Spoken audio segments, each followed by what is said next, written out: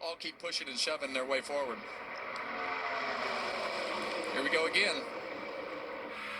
Chastain, lone wolf up here leading this pack with those two Fords behind him. Block, block, block. He knows they're wanting around him. They're going to make a move. Speaking of moves, Keselowski to the inside again. Back up in front of Logano. And Chastain saw it coming and went up with him. Now Logano to the outside. They can't get around. Whoa! Keselowski gets turned by William Byron. Blaney gets caught up. Gilliland, Truex, Hamlin, and more. All those Fords were struggling to get around Chastain. Who could get around and get that clean air track position first? That's what happened. You knew it was coming. You knew it was coming. I mean, it's a parking lot down there. Cars parked everywhere. Blaney out. Big damage on him. Totally broke on the back. That one's done. Keselowski all wadded up. Gilliland, the black and red car, right with him. Anthony Alfredo there. Reddick, massive damage on him. Thursday night winner Tyler Reddick. Martin Truex. Eric Jones comes to pit road. So does Kyle Larson. Denny Hamlin made it back to the pits. So did Chris Buescher. Well, a lot of damage. It just always gets to this point. As you get to the end of the race, the pushes get harder. Everybody's just throwing caution to the wind to say, the heck with it. I'm going to the front. Martin Truex tore it. He's tore it bad right there. Well, Chastain, I mean, I'd say he was a lone wolf up there. He was throwing blocks left and right, and they were making moves. It was Alex Bowman with a push into William Byron that did not go well. But it was the movement in front of them started stacking those guys up. Yeah, when they get to blocking and moving out of line, those bump drafts just become misaligned, and all that energy going forward, they can't stop it, and they wind up running into the back of each other, misaligned, and they wreck, just like they did right there.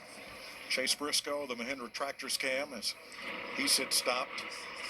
Eric Jones, Ryan Blaney. Here's some audio from William Byron. Yeah, I think we just got crossed up there, like the 6 and the 1 were changing lanes a bunch, and I was getting pushed.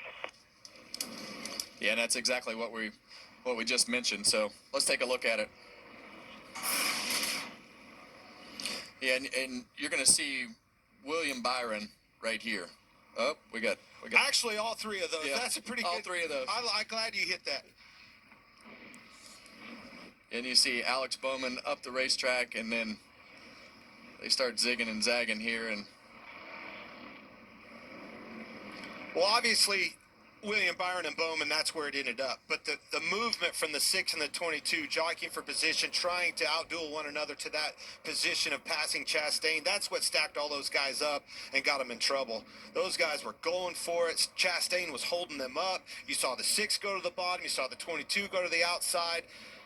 The race was on, and unfortunately, those guys behind him. This gives you a much better view right there. You see the 24 car just being pushed, and sometimes you're not aligned, and you know you're not lifting, and that car gets to moving around, and you hope it works out, and it just didn't work out right here. We saw this same scenario playing out at the duels the other night when Blaney got in a wreck. You really can't pin it on anybody. It's hard racing, everybody going for it, but when those cars move in front of them, it slows the energy down. Let's ride with Alex Bowman. He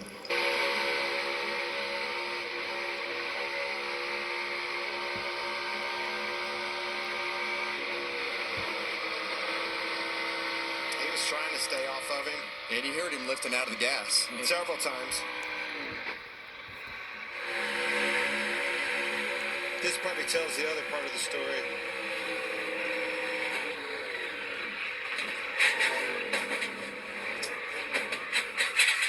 You're not going to run 3 wide that long. Well, we said it several laps ago, right? We both said it. The way that the pushes were coming, it was just a matter of time before this happened. And with the energy and everything that there is right now, it's just too much for the cars to handle to go straight. And that was a classic example of just getting shoved a little bit too hard and getting out out of shape, and it's not time to lift. Here's Denny Hamlin.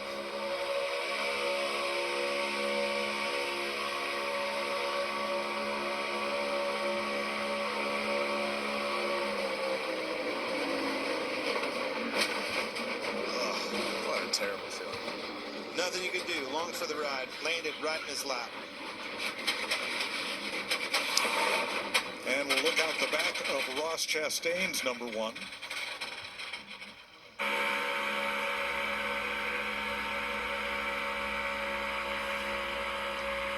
Oh.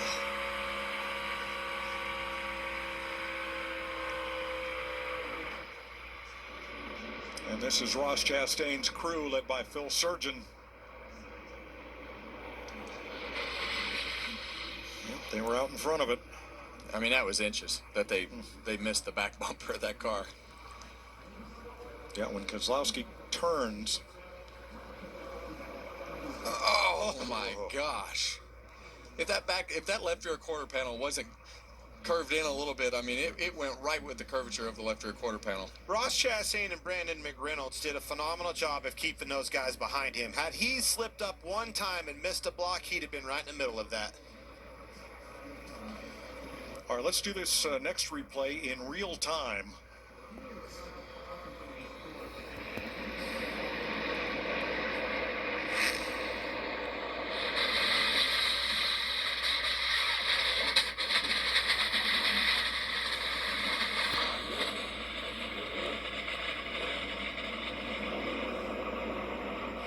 Chase Briscoe, the Mahindra tractor cam.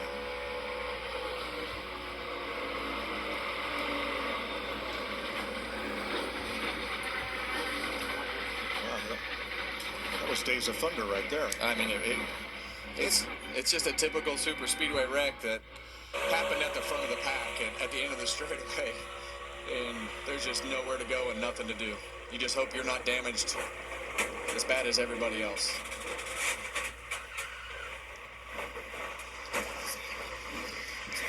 Now the driver's not just there along for the ride. Let's watch Daniel Suarez.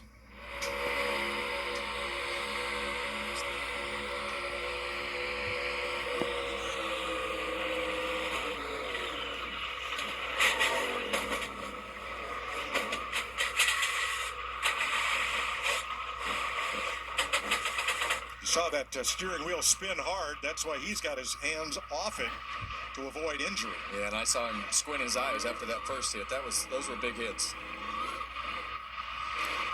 All right, Denny Hamlin next.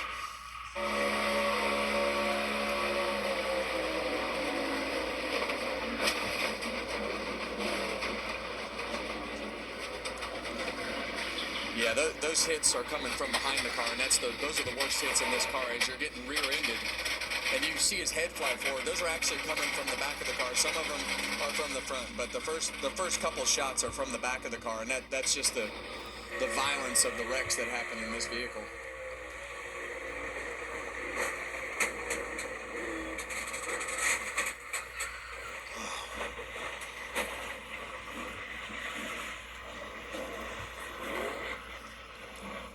And here's Eric Jones.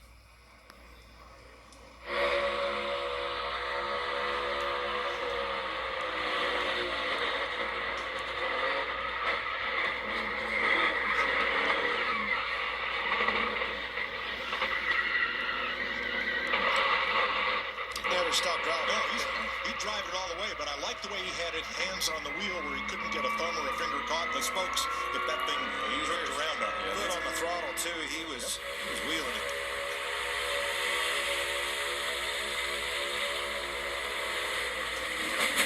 Oh. That one got his wrist. Yeah, that one got his wrist. Grabbed his hand. Yeah, a tough week for Ryan Blaney. Thursday night and Monday night. Joey Logano.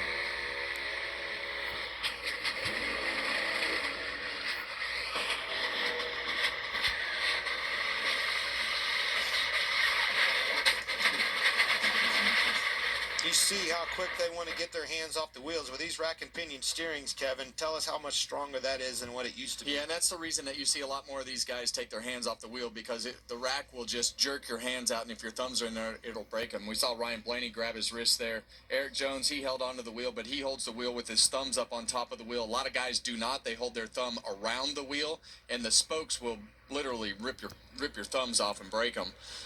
Yeah, I think it was his wrist. It could have been his thumb. I mean, to your point, usually is. That's why it hooks your wrist. Yeah, and a lot of times when that wheel is spinning around like that, sometimes it'll hurt your shoulder a little bit too as the wheels come in the opposite way. But you'll see his right hand right here. Oh.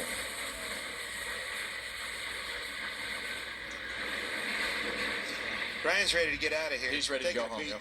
Yes. Todd Gilliland, the last driver to climb from his car on the backstretch. Everyone whose car could not be driven back to pit road climbed out and is okay. Walked to the ambulance to be taken to the infield care center and checked out.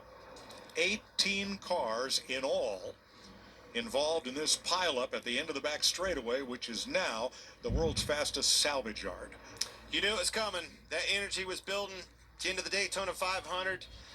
No more give. It was all take, and unfortunately, wiped a bunch of them out, Kevin. Well, now it's just a matter of how many of these guys are wrecked really bad, and who's not wrecked bad enough to be done. Even if you're not wrecked bad enough to be done, it's it's good to salvage some of those positions. But man, we got a ton of really big names on this list. Now, not all of these cars are out of the race. That's right. Roughly half of them have made it back to pit road, but with the red flag out, no work is allowed to be done on these cars until the red is lifted and the yellow flag resumes.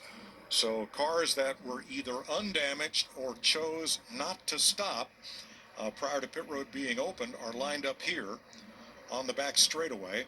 And as soon as the track is clean enough to resume competition, the yellow will come out, pit road will be opened, and they'll get serviced.